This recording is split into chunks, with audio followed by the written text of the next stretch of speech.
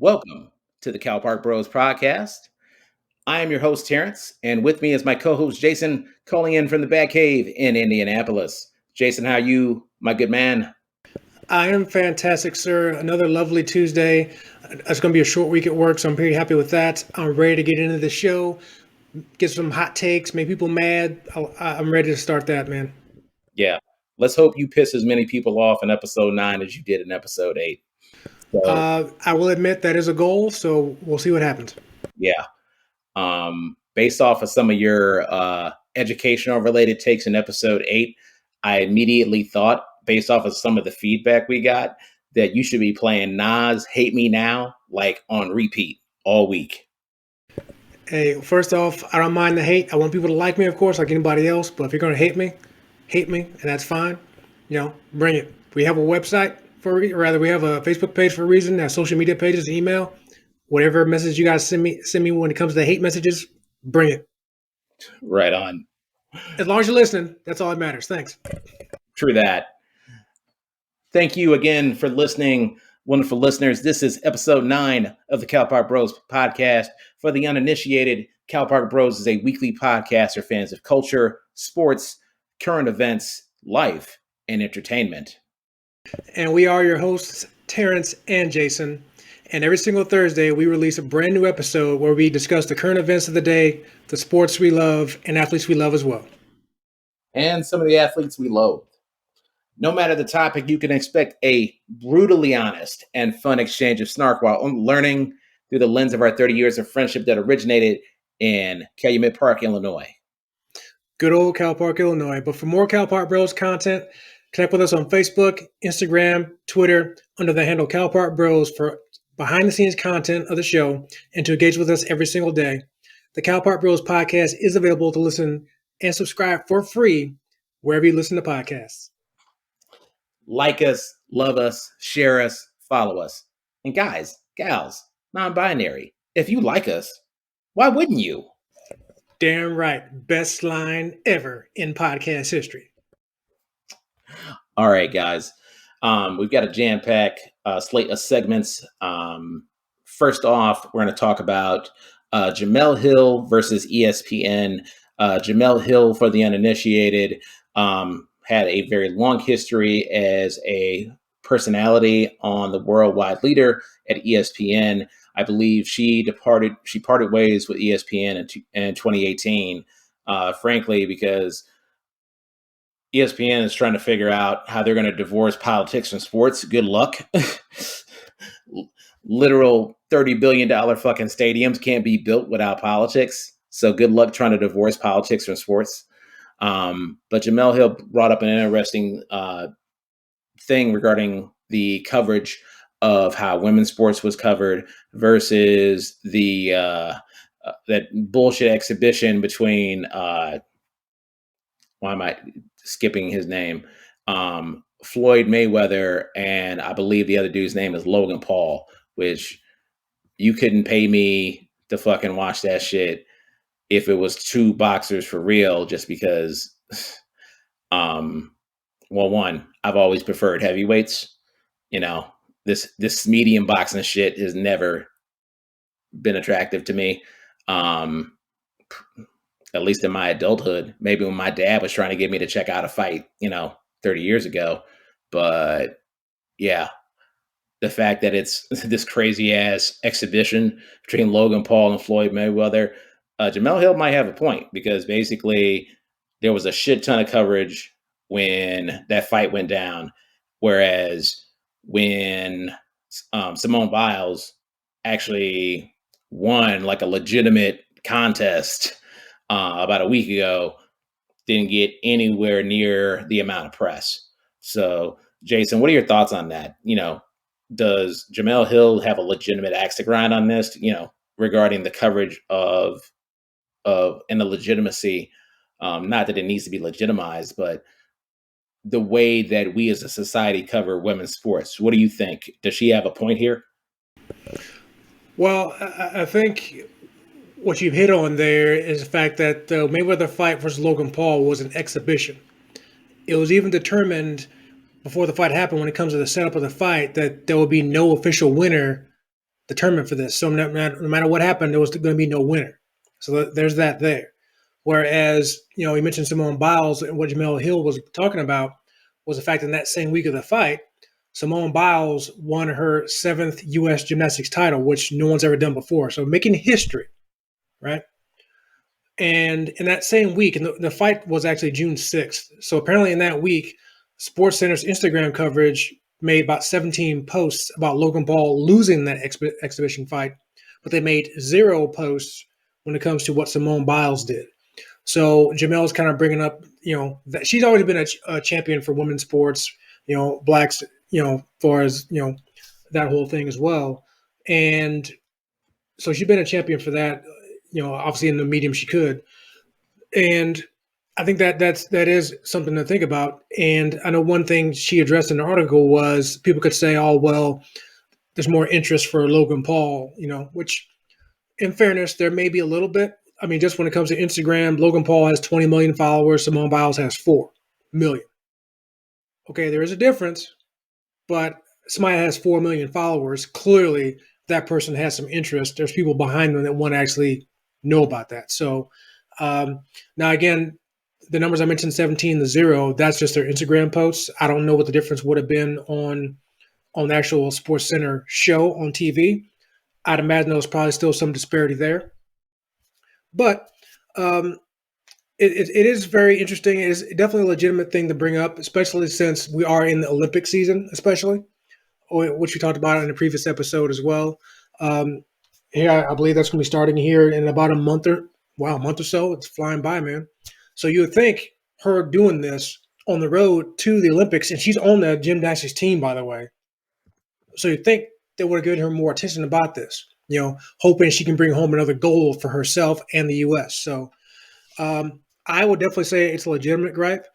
I agree with you when it comes to the Logan Paul thing and Mayweather. From those 2 points there, I had no interest in watching the fight either. I was never a fan of Mayweather when he was actually fighting real fights. And Logan Paul, again, not knocking him for it, but he's a social media guy. And kudos to him. He clearly trains for boxing. You can see that physically, so kudos to him. But I literally have no interest in watching him do that, nor anything else. So paying money for this fight, again, that counts for nothing, had no interest in it. However, you and I are definitely in the minority, perhaps, because it got a few pay-per-view buys, over 1 million pay-per-view buys, 1 million people. And just me, dude. Yeah, 1 million pay-per-view buys, and just from the pay-per-view buys, $50 million. Yeah, and that's according to a report I see here on Bleacher Report, by the way. So yeah, I mean, obviously they're charging for it, and because of Mayweather, people are going to buy it just because of that. And then, of course, you have Logan Paul's people wanting to buy it too. So I get why that happened. I know I'm not taking part of it, and kind of double down on that when it comes to the interest of that fight, and at least the caliber of fighters in there or fighter in there with Mayweather. He actually made $35 million from that exhibition fight. Who did? Paul or Mayweather? No. Well, Mayweather, 35 mil. Between the pay-per-view buys and his $10 million purse, he made that kind of money for that exhibition fight against a social media star. Now, Logan Paul himself, his purse wasn't that big, only $250,000, but he got 10% of the pay-per-view money. So 10% of $5 million, he got paid $5 million to fight what many people call a legend in the sport of boxing. So go figure that, man. So people obviously watch the fight. So I get, in some regard, the extra attention on SportsCenter. But to give Simone Biles and probably other female sports as well no attention, or that much less attention. I mean, 17 posts in a week about Logan Paul specifically losing that fight. It's kind of like, really? So I got other stuff we can talk about with that, but what do you think? Well, I am going to bring up something related to if we're looking at the same stuff, the same stats and references here. So apparently Mayweather holds pay-per-view buy records for the top 4 boxing events in history. Mayweather versus Pacquiao, 4.4 million buys. Mayweather versus Conor McGregor, 4.3 million buys. And then De La Hoya versus Mayweather, 2.4 million. And Mayweather versus Canelo Alvarez, 2.2 million. Fifth, by the way, Evander Holyfield versus Mike Tyson, 2. Okay, the second one. Yes. Yeah. Y'all motherfuckers will watch anything, man. It's a little disgusting. It's a little disgusting. It's like, come on. I I have my own personal reasons for just not contributing to that shit. Um, just because a lot of that Floyd Mayweather money was basically predicated off of how much people hated either Floyd or the guy he was up against. Like when the Floyd Mayweather and McGregor fight happened, my first thought was, under no circumstances will I ever put money down for this, and nor will I be talking about this shit leading up to it, because I know that's contributing to that as well. You know, the pay per views done. You know, I'm not. I don't feel like we're contributing to that problematic purse by having this discussion. I do feel that leading up to those fights, it was like, okay, here's how much these people hate Floyd, and here's how much these people hate the other person up against Floyd. And Floyd knows that.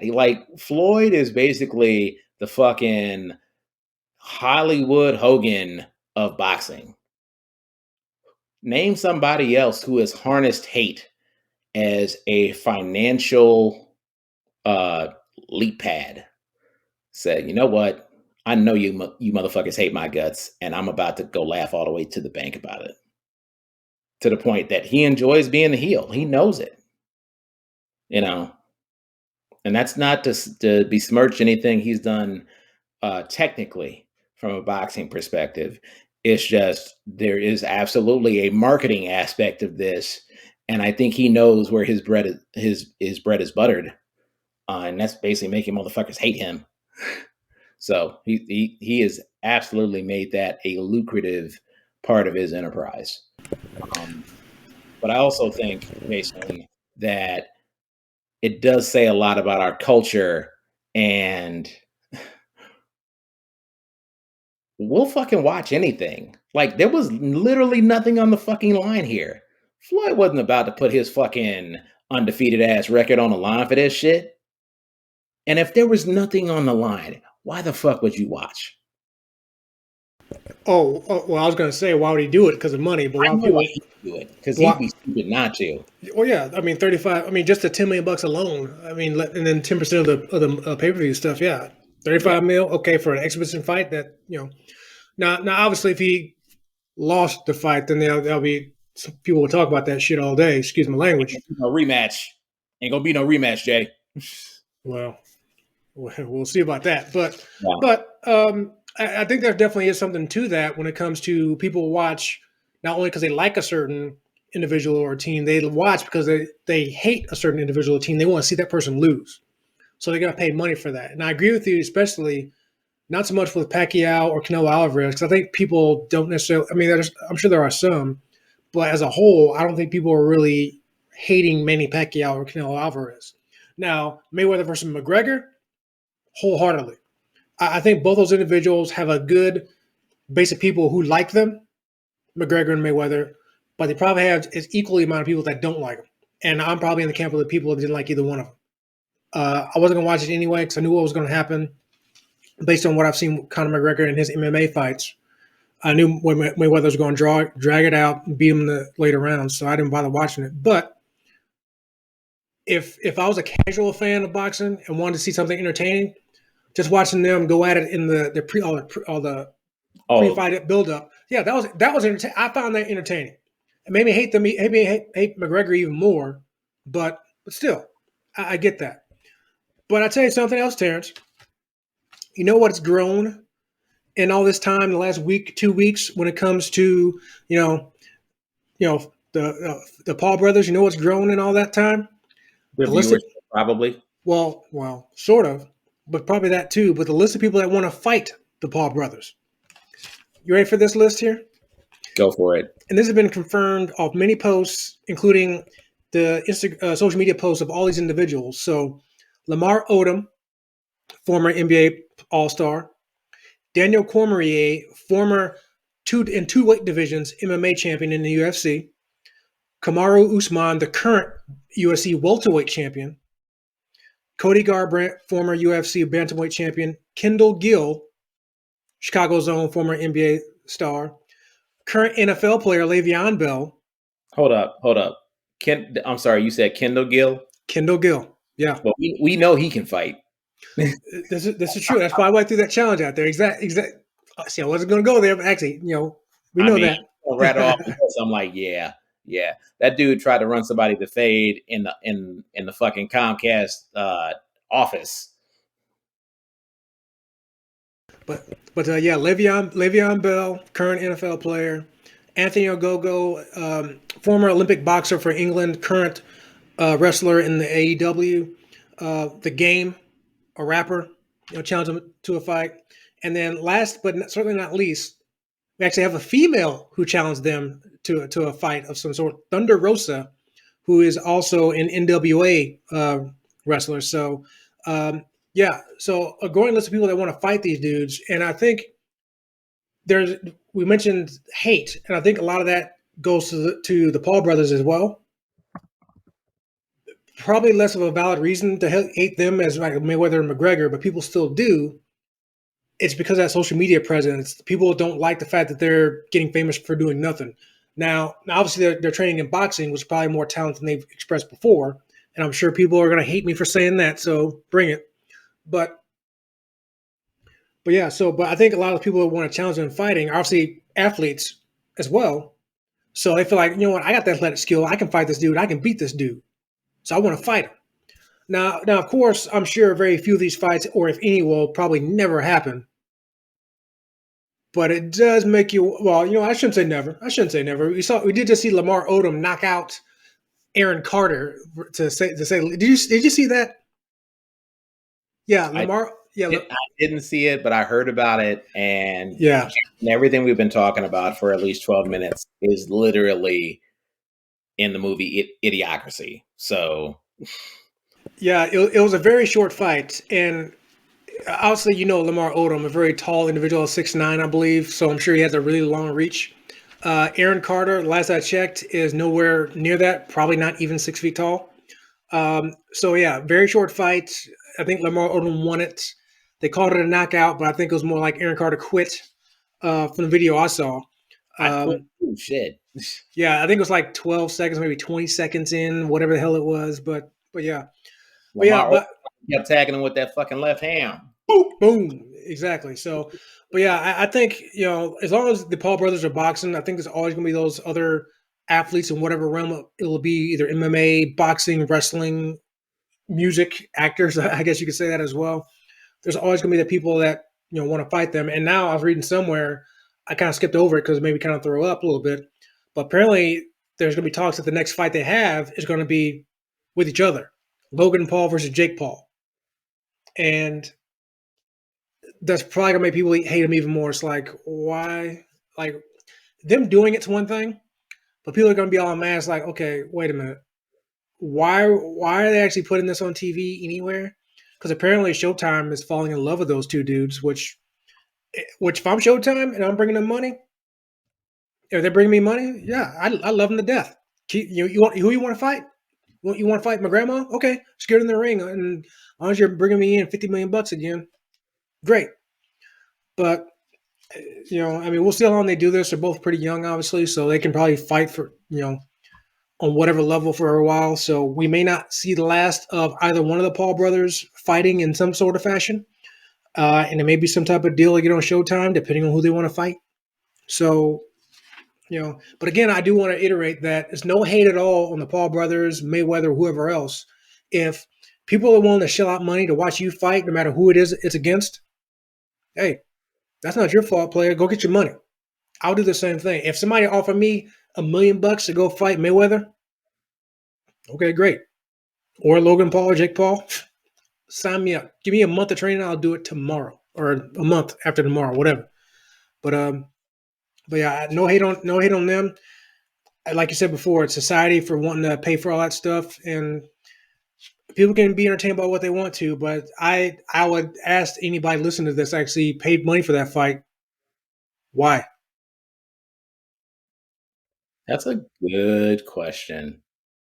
Yeah, It's I'm. it's I'm. it's it's a good question. That if you have any feedback you want to provide to that question, submit it to us because I would love to know. Yep. Yeah, for me, it just starts with preferences because preferences don't, exist in a vacuum. You know, no one woke up, you know, one day and you said, you know what, I'm going to be interested in basketball or football or boxing or what have you. These preferences start early, and if you don't even present women's sports as an option for boys and girls to even be interested in at a young age, then hell, you are literally defining if that person will look at that particular sport as an entertainment medium.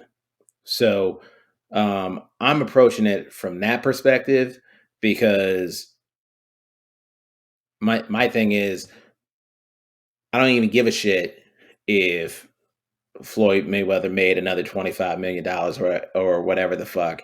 My thing is Jamel Hill may have had a point because if women can't even get a fair fucking shake from a company like ESPN that literally made fucking UConn the fucking women's basketball mecca that it is because they had that campus in Bristol.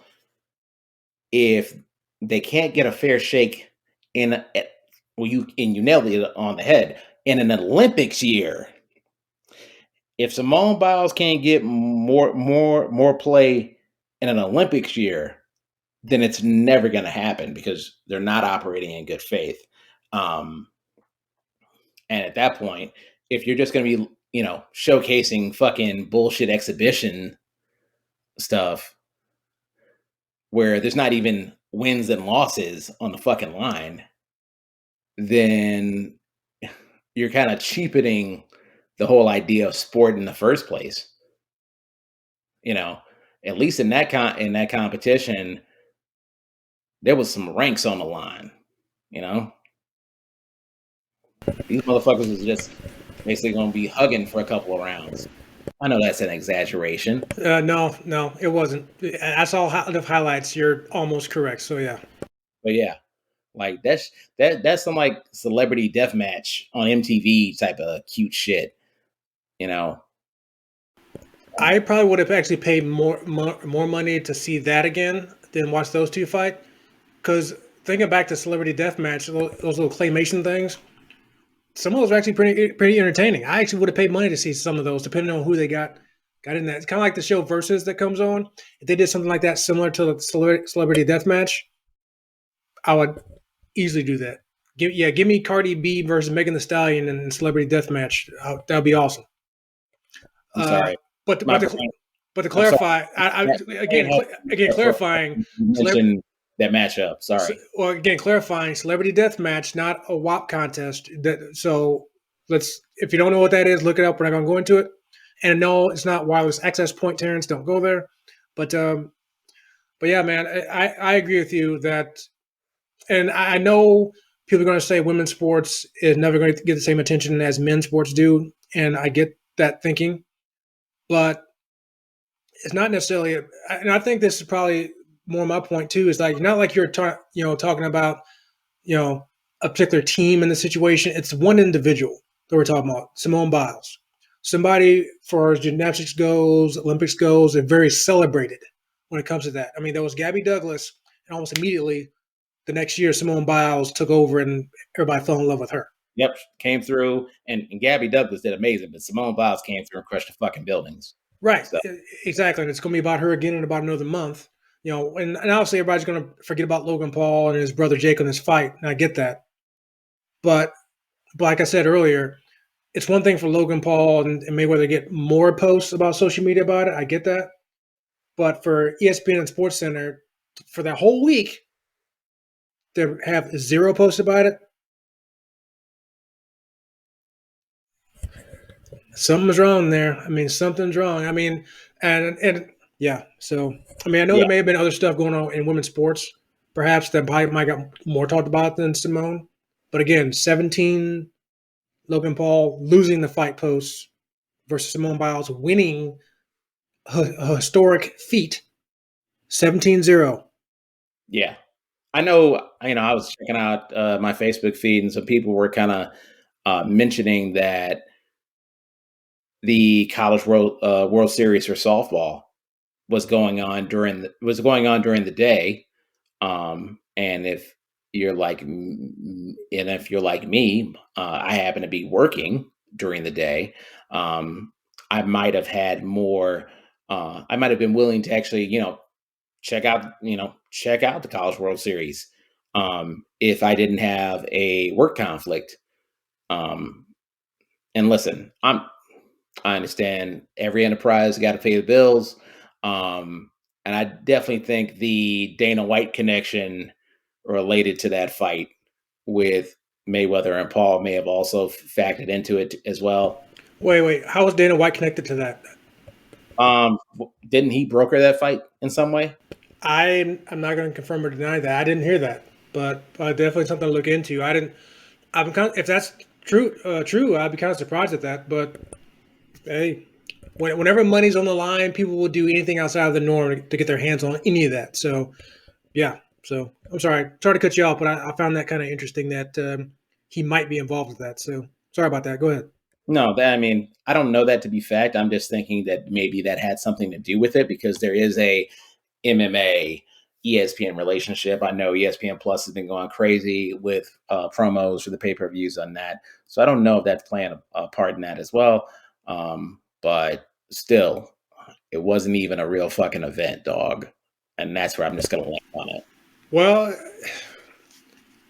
I mean, I don't want to say it wasn't a real event. It was an exhibition. I mean, for all the knocking we did on this in the last 20 minutes or so, it brought in all that money. So was it not a real event? I mean, I have to say it was a real event.